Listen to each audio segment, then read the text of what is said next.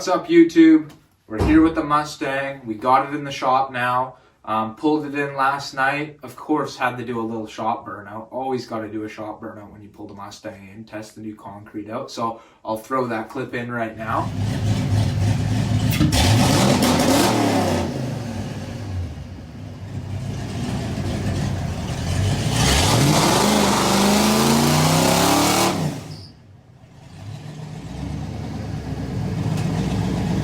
So we're going to be starting the Mustang build series now. It's going to be an awesome build. We're going to be putting a full top end kit on the motor, probably a trans brake. It's going to be epic. So in this video, we're going to be just getting the engine out of the car, onto the stand, and ready to get it built. So let's get to work. All right, guys, so we got the hood off. Engine sitting here. You've seen this before, but if you haven't, it's just a stock 5 liter. Basically, just got an MSD cap and rotor and plugs or wires anyways and whatnot. Stock headers come in here. You can see the header wrap job I've done on them. Nothing special. Got an electric fan on the car and stuff. But the biggest thing is we got a nitrous kit on it. I don't know if you can see over here. Nitrous solenoids there. We got nitrous bottle in the back. Basically, I've just ran, so you guys know, a dual fogger nozzle right into the BBK cold air intake here. It sprays right past the throttle body. Don't have to worry about any sensors or anything because there's no MAF sensor. It's full map controlled engine. So throttle position sensor here won't get hurt by that or anything because it's not actually in the airflow.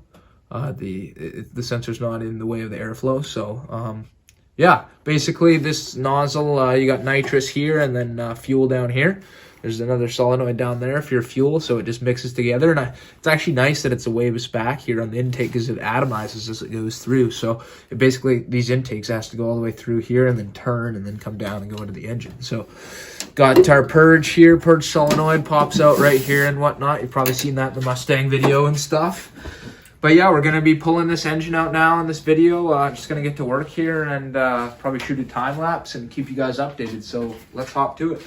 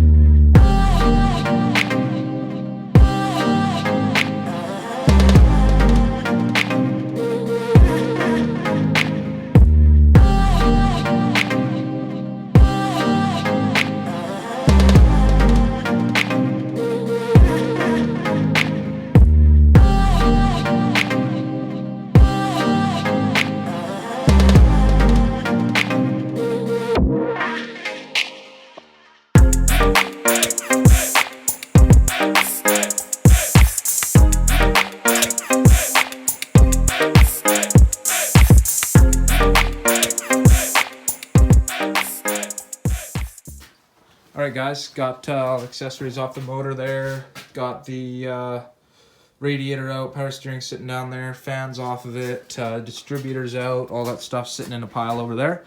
But I'm going to call it a night there. Tomorrow we'll come undo lines and wires and stuff and pop the intake off, exhaust, and then we can get started on transmission, torque converter bolts, all that kind of fun stuff. So yeah, I'm going to leave it off here. And see you tomorrow. Alright guys, we're back out in the shop again tonight working on the Mustang. Basically, I'm going to go under the car and take the exhaust off of it right now. I'm going to jack it up and pull the tailpipes out, unbolt the downpipes from the manifolds there, the headers there, and then do the bell housing bolts, the torque converter bolts, and all that stuff under the car. So I'll get that done and we'll go from there. Just got the exhaust out here, guys. This is the downpipes to H-pipe. And then they go into the tailpipes here. Dual side dump on either side. You can see here, this is what it's supposed to look like, a nice 90-degree angle there. And you can see where this one got bent, basically. It just kind of bent forwards a bit. And it pinched this here. So we're gonna have to fix that.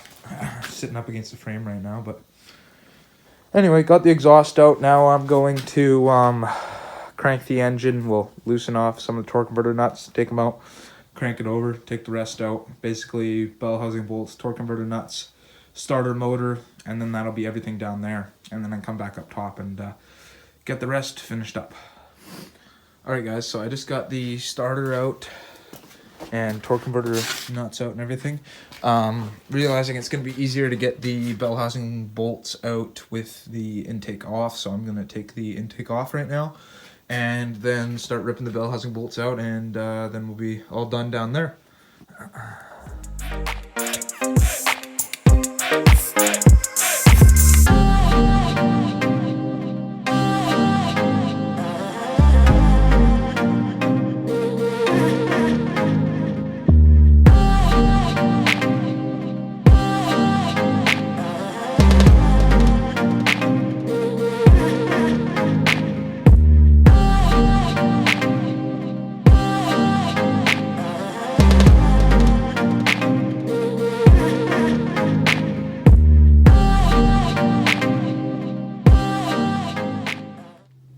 Alright guys, so I just got the intake off here.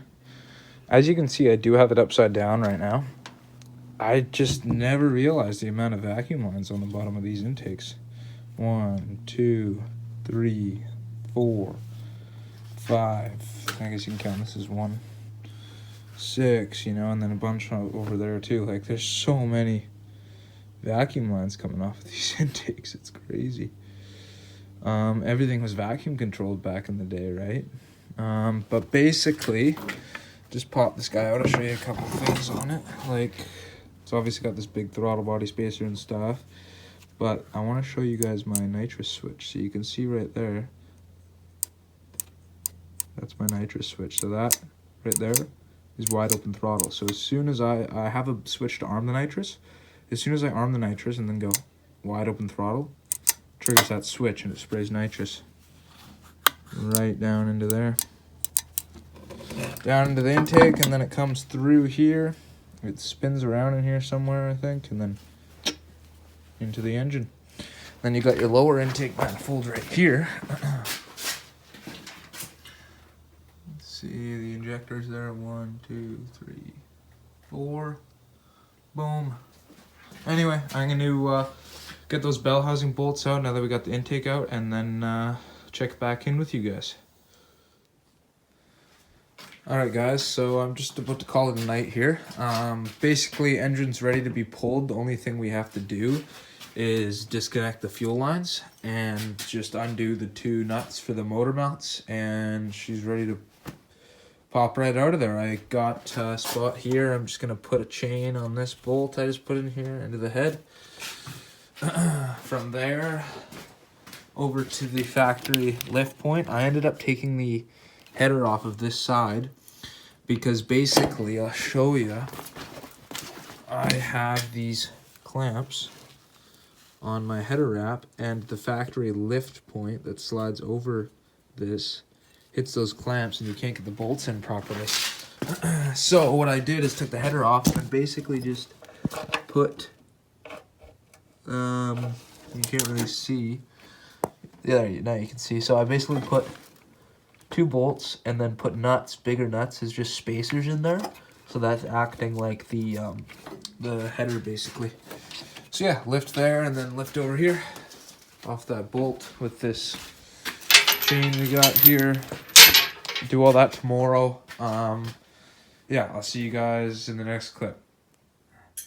Alright guys, back here again. Next night, I got the fuel line disconnect tool we needed, and I got the bolts for bolting up the engine to the stand here. You need longer bolts than the regular bell housing bolts, so I got 4 of those.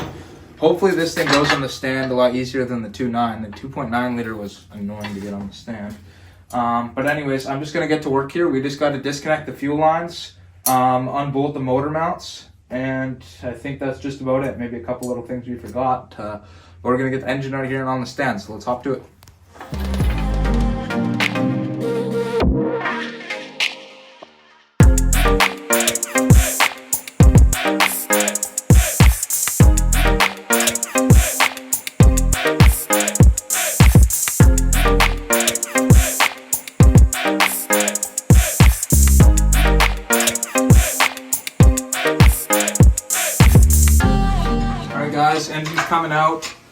GoPro keeps dying on me.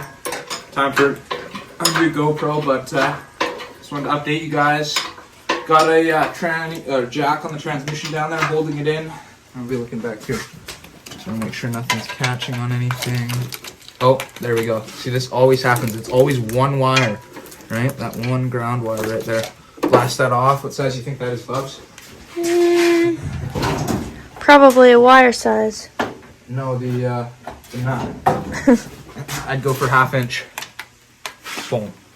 All right. So, anyways, we'll get this motor out and get set up on the engine stand over there that's getting covered in snow.